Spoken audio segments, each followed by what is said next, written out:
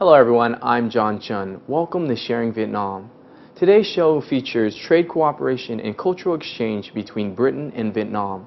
It is my pleasure to introduce Dr. Anthony Stokes, the Ambassador of Britain to Vietnam. Mr. Stokes, it's a pleasure. Thank you for joining us today. Pleasure. Good to be here. Thank you very much. And so let's jump right into the talk. Ambassador of Britain, how long have you been in Vietnam so far? 10 months so far, so not quite a year. Absolutely delighted to be here. Sorry that it's taken this long for VTC 10 to interview me. I hear I'm the 11th ambassador to be interviewed, but very pleased to be here. And that's partially our fault. But how has life been in Vietnam for you? Terrific, yeah. I mean, this has been my dream job. I was very much hoping to have the opportunity to come to Hanoi at the end of last year, and was delighted that it's worked out so well for me. Really because there's such a lot of opportunity for Vietnam and Britain to work much more closely together. So there's a very exciting government-to-government agenda, but there's also a lot going on between British and Vietnamese businesses, and also cultural organisations and people-to-people link. So it's a full agenda. But more than that, Hanoi is a very exciting place to live. It's got a very distinct character of its own. Definitely. So it feels like I'm really in a very Vietnamese cultural environment, and that's exciting for a diplomat. That's great. And then with everything that's going on, how busy are you? What's your work like? Got plenty to do. Yeah, as I was saying, the agenda is very full. I often wish there was more than one of me, but fortunately I've got a fantastic team, not just in the embassy, but also we've got a consulate general office in Ho Chi Minh City. And the British Council is also very active in Vietnam and has a main office in Hanoi and operations in Ho Chi Minh City and Haiphong. We've also got an international development office as part of the government representation. That's the development assistance or aid work. I see that a lot of things now are, if you look on the tag, it's saying made in Vietnam, and that, that attributes to the profound growth of export. And so what do you think about the quality of Vietnamese goods in your experience? Wow. Well, first of all, welcome back to Vietnam. Thank you. I think increasingly important to economic success in Vietnam is a strong export sector. So I think you're absolutely right to point to that. And I think Vietnamese goods are gradually rising up the value chain, which I think is what the government wants to do in terms of its strategy over economic development. And for example, strong exports to the UK include rice, coffee rather, tea, spices, furniture, shoes. And also footwear. Shoes is a very big one. That's about more than 20%, I think, at the moment. And we could talk a little bit more about that if you like. Sure. Is your shoes made in Vietnam? My table is made in Vietnam. I discovered to my delight when I bought a table just before I moved out from London for my flat to rent it. I found it very difficult to find the best table. It took me about 3 months to find one. Wow. When I finally got one, I turned it upside down to find exactly what you've said. Made in Vietnam. So Dr. Stokes, that's actually what I want to talk about next. But before that, let's take a break. And here's a clip about the activities of export-import goods between Britain and Vietnam.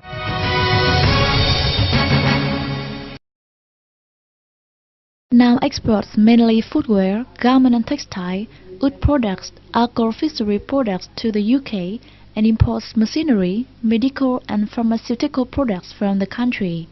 In the first 7 months of the year, Vietnam earned 1.3 billion USD from export to the UK and spent 315 million USD on imports of goods from the latter.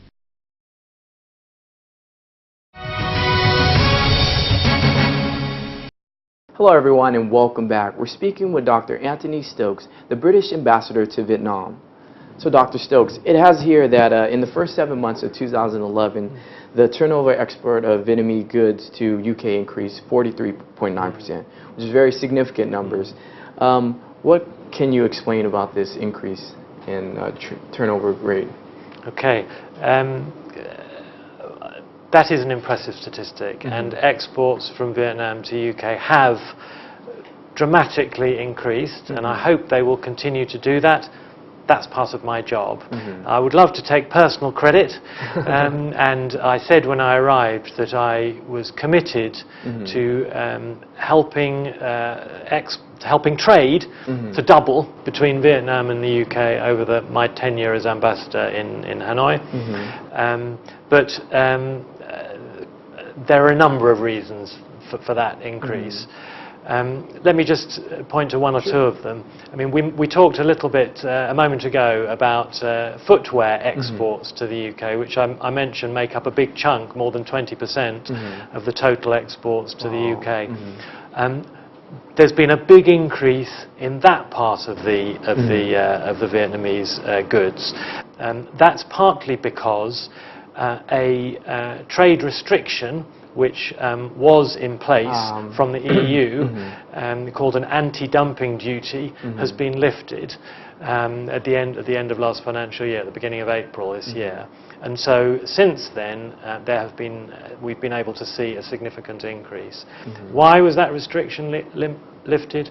Well, at least in part, I believe, because we and some of our European partners are very keen to open the markets between the European Union, between the UK and Vietnam, and see freer trade. And I think Britain is, in particular, a champion of freer trade. We believe in liberalisation of the markets, in reducing trade barriers, in that and in other areas where working quite hard to find ways to make trade more free.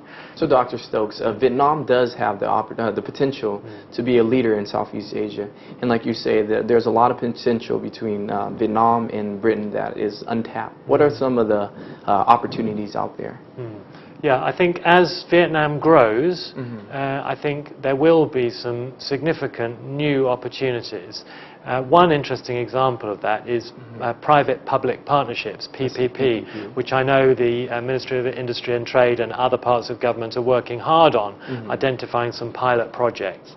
That's an area where Britain has a lot of experience and expertise. So we hope not only that British companies will win PPP contracts, but also that we'll be able to work with the government on getting a PPP system developed that's effective and helps the economy to grow. That's one. Investment is another. Britain's the second biggest international investor in the world after the USA, but only something like the 17th in Vietnam. So I think there's opportunity for much more British investment. Education, thirdly, that's obviously a big strength for Britain. I believe the British education system, that we have the best higher education in the world. Which is evident by the amount of Vietnamese students that are studying abroad. Yeah, you're right, particularly from the north half of Vietnam. So, Dr. Stokes, that sounds great, but we need to take another break. And here's a clip about the potential between trade cooperation and cultural exchange between Britain and Vietnam.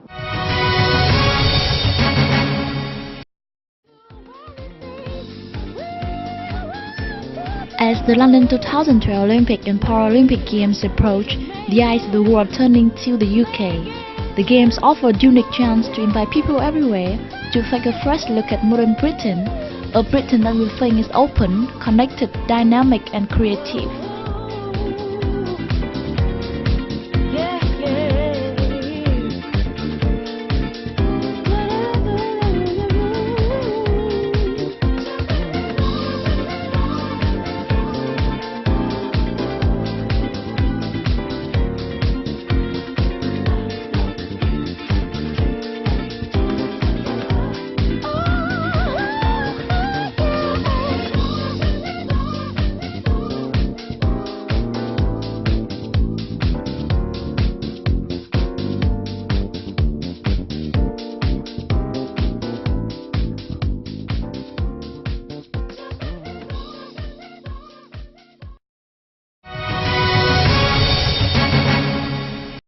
Hello everyone and welcome back. So Dr. Stokes, in addition to trade cooperation, a part of your job as ambassador is to promote cultural exchange.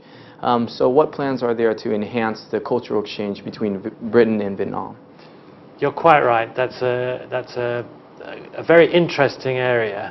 I mentioned a moment ago that the British Council have got a big operation in in Vietnam on behalf of the government, and they're doing a lot of work to do much more in cultural cooperation. That's a big chunk of our partnership between Vietnam and the UK, closer than ever, where we want to do more. So they've got plans for events in film, in dance, in theatre, in fashion, in design, in creative industries. In my personal view, Britain represents the world's best in terms of creativity and creative industries.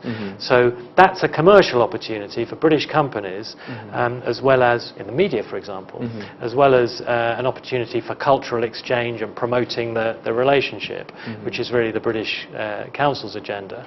So a lot of work in all of those different areas. There are some specific things I'd point to. A good example of something that's just happened is the English National Ballet, sponsored by HSBC, who I mentioned earlier, performed in the Opera House in Hanoi and also in the Opera House in Ho Chi Minh City. A terrific performance. The first time the English National Ballet has ever been to Vietnam. So we want to do more of that sort of thing. We want to have a British performance at the Hue Festival. We want to have a British Film Festival. So that's something that the British Council are working on with their counterparts.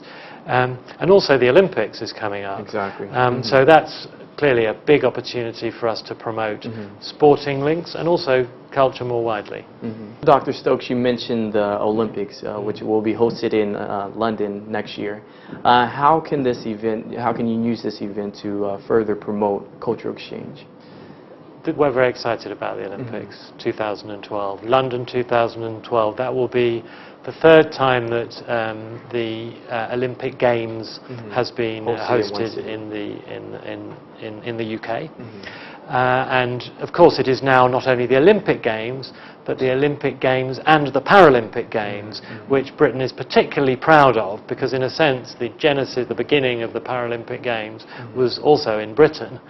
I think we'll be able to use this opportunity to promote sporting links and also cultural links more widely in many ways. The last time Britain hosted the Olympics was just after the second Olympic Games, was just after the Second World War. That was known as the Austerity Olympics. And although the economic environment worldwide we're not in a boom period, nonetheless, this Olympic Games will be very different, and it will be more than anything else the legacy Olympics. We've worked very hard in Britain to create an Olympic and Paralympic Games which will leave a sporting legacy, an architectural legacy and an urban legacy in London in particular. And then lastly, in December there's going to be a direct flight straight flight from Vietnam to London. How do you see this enhancing the further cooperation between Britain and Vietnam? Yeah, well, I'm glad you mentioned that just after we were talking about the Olympics, because I think it's almost the Olympic flights. I think this is promoting the flights and the opportunities that come with it fits very well with the prospect of more people travelling to the UK for the Olympics. But it's not just a one-off. Like the Legacy Olympics, it's not just a one-off opportunity. I think I'm very pleased that Vietnam Airlines have made the decision themselves with some support from us, but it's Vietnam Airlines who have made the decision to start direct flights. So definitely a very bright future for Britain and Vietnam. And actually that's all the questions we have for today, Dr. Stokes. And I just want to thank you very much for joining us today. Thank you, it's a pleasure. John. Yeah, pleasure's mine. Pleasure. Well, that concludes our show for today. From all of us from NetVid, channel VTC10, I'm John Chun. Live for today, and we'll see you tomorrow.